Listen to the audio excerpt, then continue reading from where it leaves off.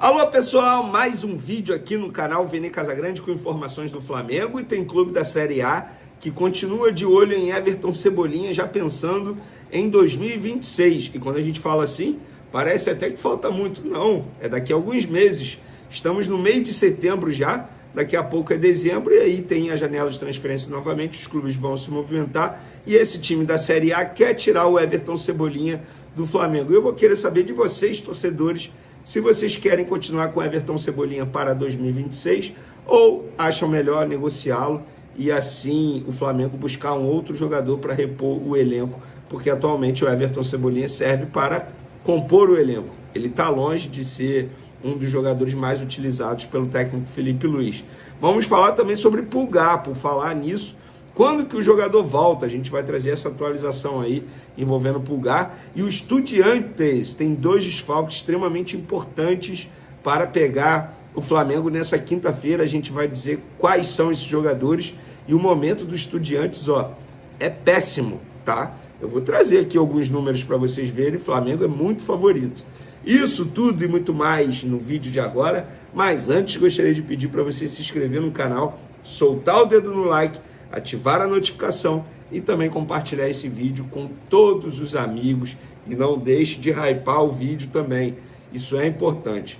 Galera, antes de trazer esses assuntos aí que eu mencionei no início do vídeo, como nós comemoramos, falamos muito sobre o retorno da torcida Jovem Flá, uma das principais organizadas do Flamengo, recentemente, eles estavam punidos, não podiam retornar ao estádio, conseguiram a liberação, mas poucos dias após o retorno, a Jovem Flá, uma das principais torcidas organizadas do Flamengo, foi punida novamente, está proibida de frequentar estádios por 2 anos.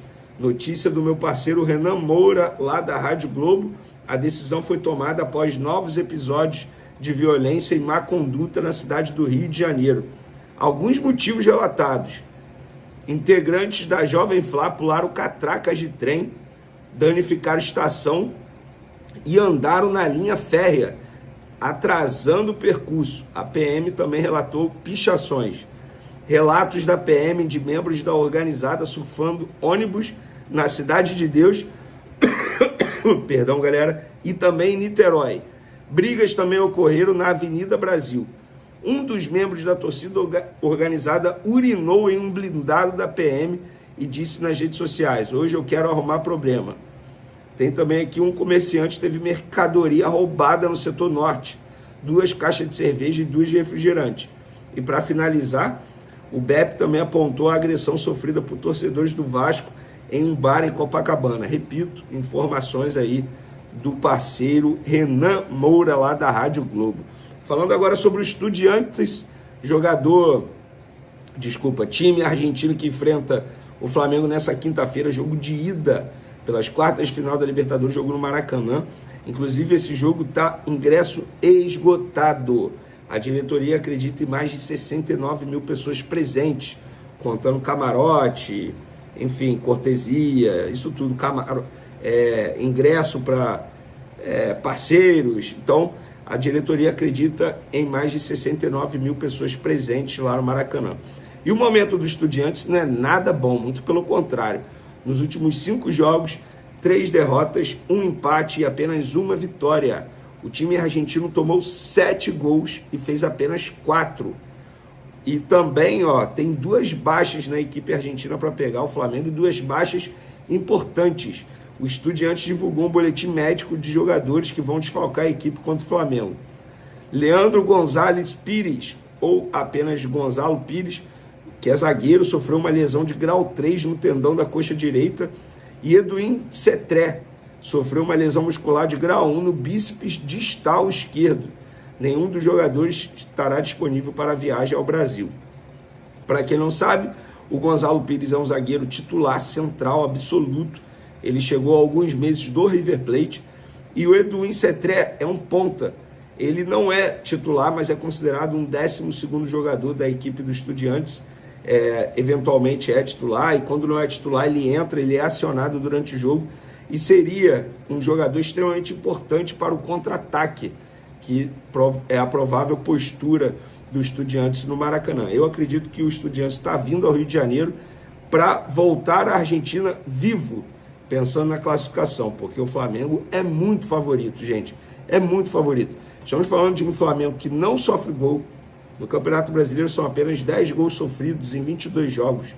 Estamos falando de um Flamengo que é avassalador, que quando resolve converter as oportunidades criadas, faz o que fez, por exemplo, contra o Vitória, contra outras equipes, contra o Juventude.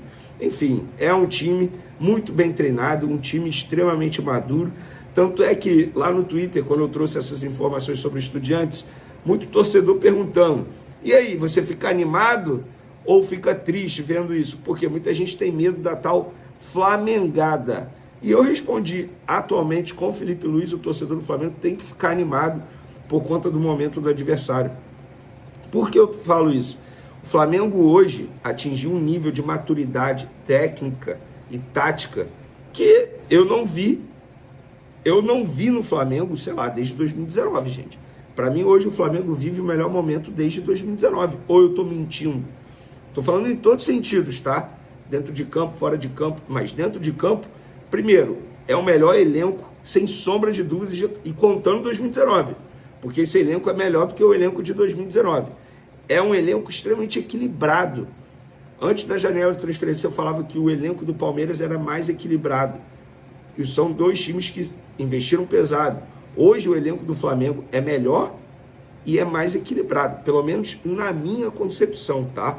Então acho que o torcedor do Flamengo tem que ficar animado. E sobre o Flamengo, prováveis desfalques, Jorginho e Alexandre, a gente vai saber tudo na atividade dessa tarde, né? Porque vai ser o último treino antes desse duelo, mas Bruno Henrique e Varela retornam e Alexandre e Jorginho são dúvidas, a gente vai saber. Sobre Pulgar, galera, muita gente me perguntando aí quando o Pulgar volta. A informação que eu tenho é que deve ser só em outubro, tá? Porque ele vai iniciar um processo agora que é uma fase extremamente importante, com a fisioterapia, enfim, tem todo um protocolo que está sendo cumprido com o Pulgar, então não adianta acelerar o retorno dele, até porque o Saúl está muito bem, obrigado.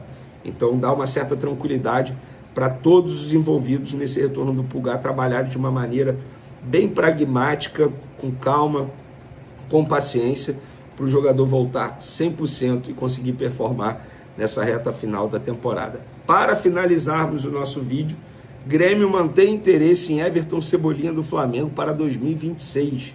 Informação que vem lá da imprensa gaúcha.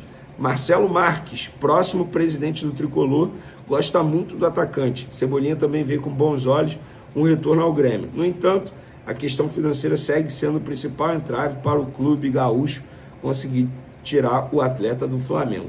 Galera, sejamos francos, eu acreditava que o Cebolinha fosse voar no Flamengo. Não voou.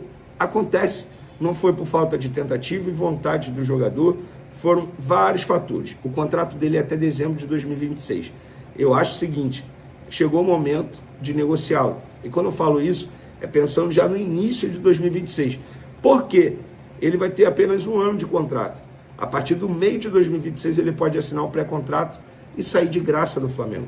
Então negocia logo, abre uma boa brecha na folha salarial, porque Cebolinha é um jogador que tem um salário alto e está tudo bem. Ele veio como uma contratação de peso, custando quase 100 milhões de reais aos cofres do Flamengo, a gente vai lembrar disso.